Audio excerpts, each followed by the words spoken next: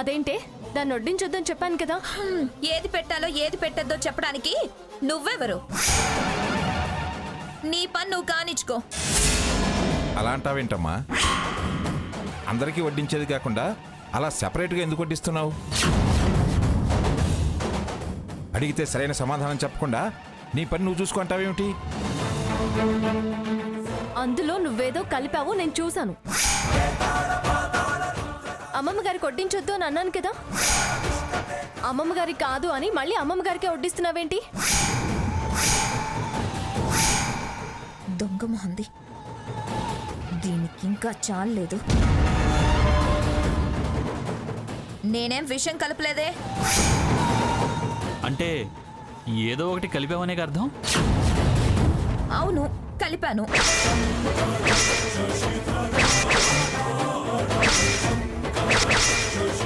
అమ్మమ్మ ఆరోగ్యం మెరుగుపడటానికి శతమూలిక చూర్ణం కలిపాను. శతమూలిక చూర్ణమా? ఆ పేరు ఎప్పుడు వినలేదే. కేరళ వైద్యానికి తీసుకెళ్లాను కదా, అక్కడ వాళ్ళు ఇచ్చారు. అబద్ధం. అది నిజంగా అంత గుణం కలిగిందే అయితే మా అందరికీ చెప్పి అప్పుడే కలపొచ్చు కదా. వడ్డించొద్దనేసరికి ఇలా వంకర మాటలు మాట్లాడి నేను కలుపురాందేదో కలిపానని చెడ్డదాన్ని చేయాలని చూస్తున్నావా? అది సంజీవని లాంటి శతమూలికా చూర్ణం. కలపద్దు, తినిపించద్దు అని అసలు నువ్వెవరు అనడానికి?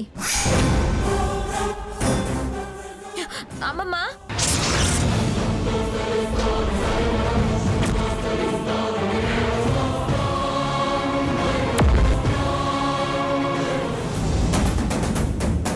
చూడమ్మమ్మ, నేనంత కష్టపడి నీకు పంచకర్మ వైద్యం చేయించి శతమూలిక చూర్ణం కలిపి నీ ఆరోగ్యం కోసం మొదటి ముద్ద తినిపించాలని చూస్తుంటే తినిపించొద్దు, అదేదో కలిపావు అని నన్ను దుర్మార్గురాల్లా చిత్రీకరించాలని చూస్తున్నారు.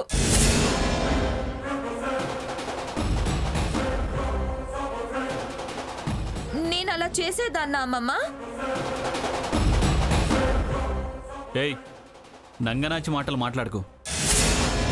కొత్తగా దుర్మార్గురాలుగా చిత్రీకరించాల్సిన అవసరం ఏంటే? నువ్వు చేసేవన్నీ దుర్మార్గ పనులేగా. నానమ్మ, ఆ కూర తినద్దు. అవును మంగ, నువ్వు తినొద్దు.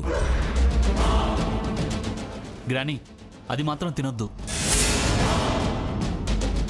అమ్మమ్మ గారు, నాకెందుకో అనుమానంగా ఉంది. మీరు ఆ కూర ముట్టుకోవద్దు. ఏంటి మంగ అలా చూస్తున్నావు? ఆ ప్లేట్ పక్కకు నెట్టే.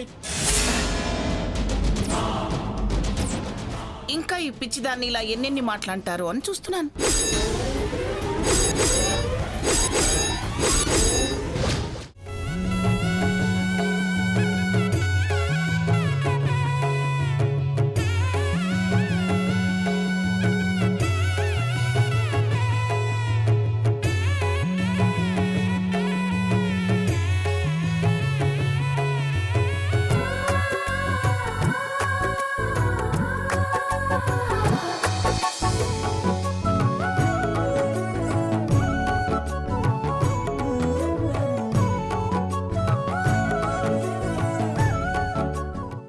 అల్లుడు గారి కాళ్ళకి దండం పెట్టమ్మా.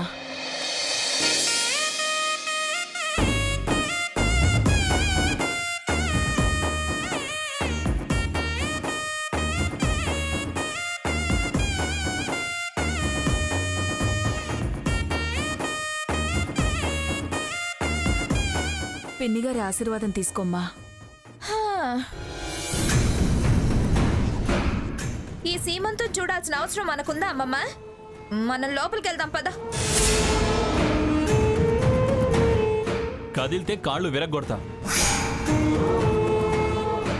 వదిలికి జరిగే వేడుక తన వాళ్ళుగా మనం ఉండి చూడాల్సిందే.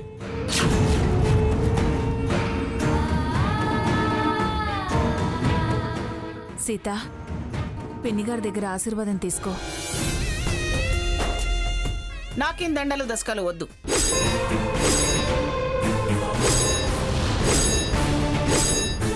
పెద్దతనం కాపాడుకోమంగా. ఇచ్చే గౌరవ మర్యాదలు నిలబెట్టుకో. మన వంశాంకురానికి జన్మనివ్వబోతుంది, అది గుర్తుంచుకో. కాదు కూడదు అంటే మన బంధం కొనసాగదు మంగా.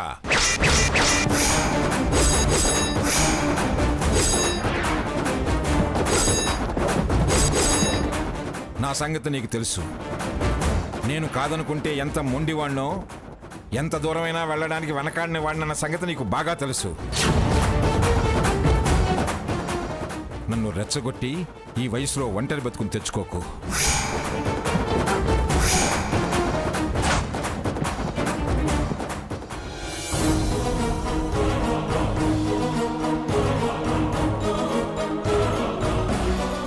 అత్తయ్య గారు, అక్షింతలు తీసుకోండి.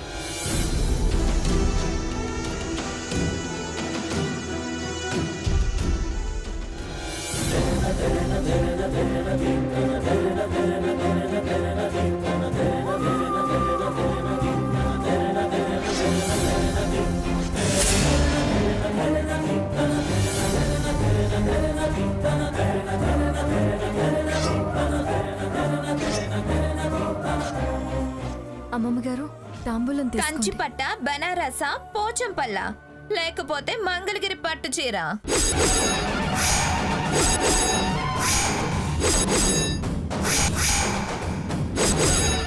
ముత్తైదువుకి కట్నంగా పెట్టే వాటికి వన్నే విలువ వెలకట్టకూడదు. అయినా అంత శక్తి మాకు లేదు. ఇది వెలకట్టలేని తాంబూలం. అది తెలిస్తే ఇలా ఎందుకు వాగుతుంది?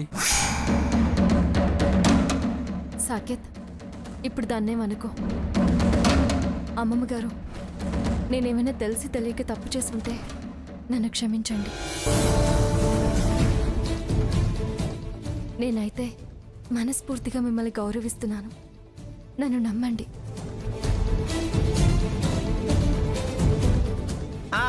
అలా నమ్మే నిన్ను నెత్తినెక్కించుకున్నాను. నువ్వు పిండి కొట్టింది కాక ఇదిగో ఇవాళ ఆయన గారితో కూడా నాన్న మాటలనిపించావు. తనేమనిపించలేదు, నీ మతి తక్కువ చేష్టలే అనిపించాయి.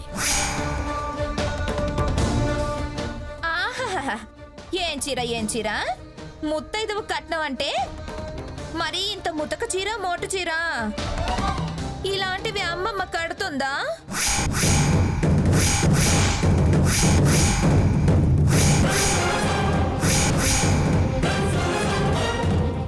ఇలాంటివి పెట్టి అమ్మమ్మని అవమానించడమేగా.